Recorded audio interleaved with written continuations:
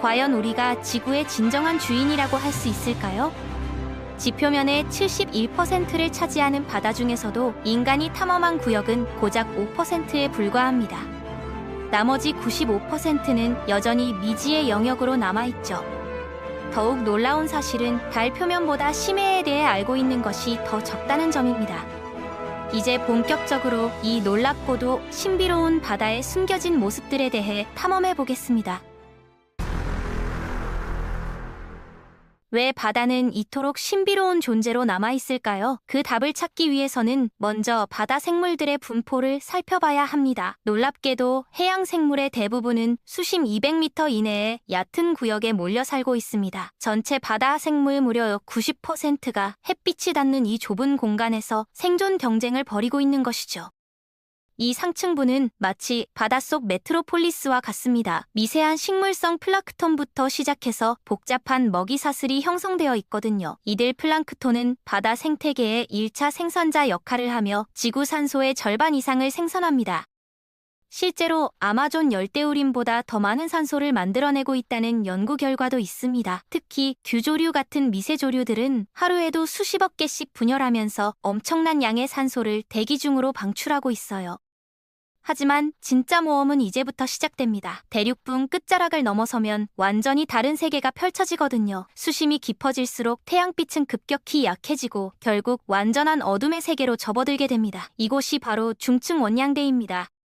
중층 원양대에서 가장 흥미로운 현상은 일일 수직 이동입니다. 수많은 바다 생물들이 매일 밤 수면 근처로 올라와 먹이 활동을 하고 낮에는 다시 깊은 곳으로 내려가는 거대한 이주를 반복합니다. 이 현상의 규모가 얼마나 클까요?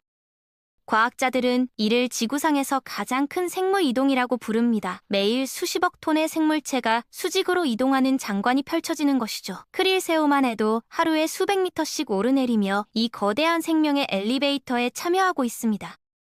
예를 들어 아기류는 머리 위의 발광기관으로 먹이를 유인합니다. 마치 어둠 속에서 등불을 흔드는 어부와 같죠. 반면 일부 오징어들은 포식자로부터 도망칠 때 발광 물질을 분사해서 연막을 만들어냅니다. 이는 마치 우주선이 추진체를 분사하며 도망가는 모습과 흡사합니다. 수심 700m 지점에서는 자연계의 가장 아름다운 협력체 중 하나를 만날 수 있습니다. 관해파리 군락이 바로 그것입니다. 이들은 개체가 아닌 하나의 거대한 생명체로 기능합니다. 길이 50m에 달하는 이 생물은 사실 수천 개의 작은 개체들이 모여 만든 슈퍼 오가니즘입니다. 각각의 개체는 특별한 역할을 담당하죠. 어떤 것은 이동을, 어떤 것은 소화를, 또 어떤 것은 번식을 전담합니다. 그런데 심해로 내려갈수록 먹이는 점점 부족해집니다. 이때 등장하는 것이 바로 마린 스노우입니다. 이 하얀 눈송이 같은 물질은 상층부에서 떨어지는 유기물 찌꺼기들로 구성되어 있습니다. 죽은 플랑크톤, 배설물, 각종 부유물들이 끊임없이 바다 밑바닥으로 떨어지는 것이죠.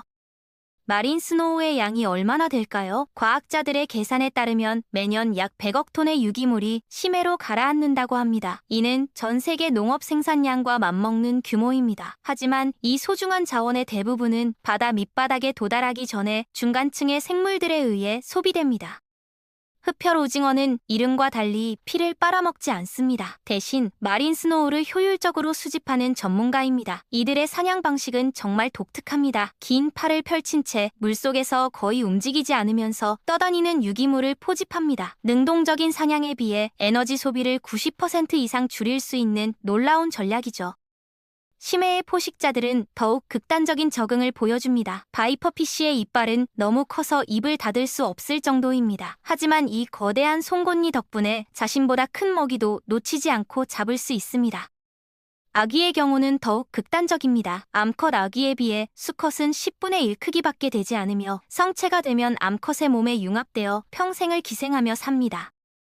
수심 3,800m, 타이타닉호가 잠든 깊이에 도달하면 시간의 개념이 완전히 달라집니다. 이곳의 생물들은 마치 슬로우 모션 영화 속 배우들처럼 움직입니다. 심해 생물학자들은 이를 에너지 최소화 전략이라고 부릅니다. 모든 움직임이 계산되고 불필요한 에너지 소비는 철저히 배제됩니다.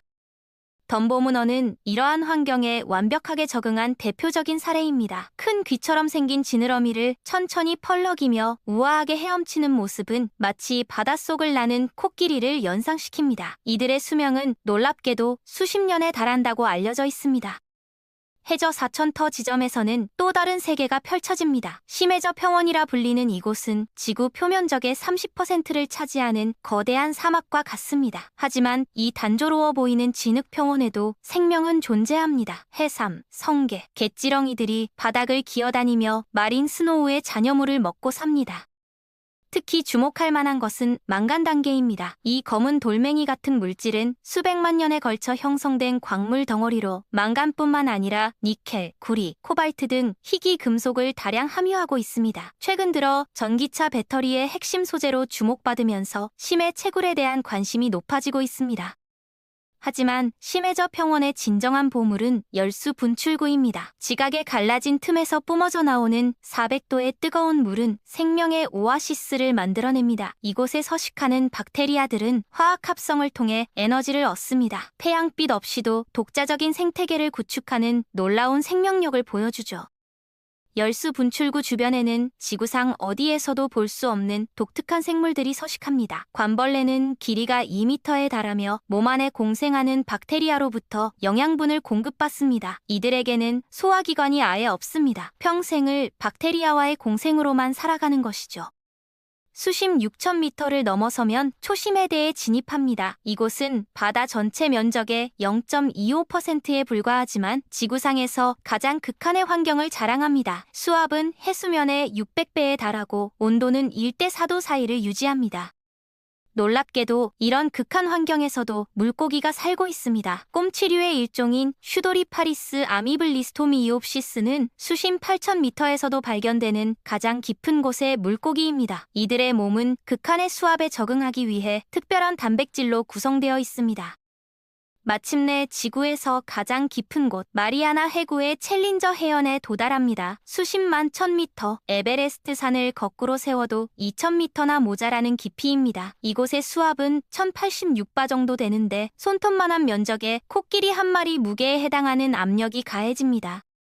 하지만 생명은 여기서도 길을 찾았습니다. 연분홍색 단강류들이 해삼 주변을 헤엄치고 있었고 이들의 크기는 얕은 바다 사촌들보다 10배나 컸습니다. 과학자들은 이를 심해 거대증이라고 부릅니다. 낮은 온도와 높은 압력, 그리고 느린 신진대사가 만들어낸 독특한 현상입니다.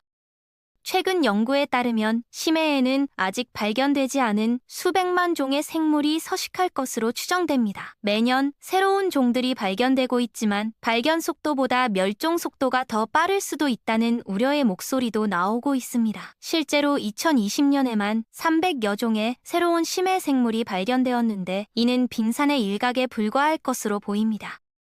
기후변화는 심해에도 영향을 미치고 있습니다. 바다 온도 상승으로 인해 해수의 층화 현상이 강해지면서 상층부에서 심해로 전달되는 산소와 영양분이 줄어들고 있습니다. 또한 이산화탄소 증가로 인한 해양 산성화는 조개류와 산호 등 석회질 골격을 가진 생물들에게 치명적인 위협이 되고 있습니다.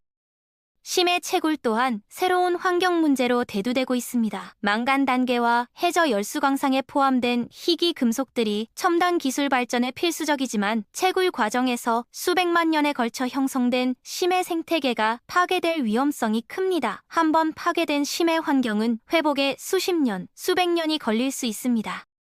바다는 지구 기후 시스템의 핵심입니다. 심해는 대기 중 이산화탄소의 거대한 저장고 역할을 하며 전 지구적 물 순환의 시작점이기도 합니다. 심해 해류는 지구 전체의 열 분포를 조절하여 기후를 안정시키는 중요한 역할을 담당합니다. 특히 북대서양 심층수 형성은 전 지구 기후에 결정적 영향을 미치고 있어요.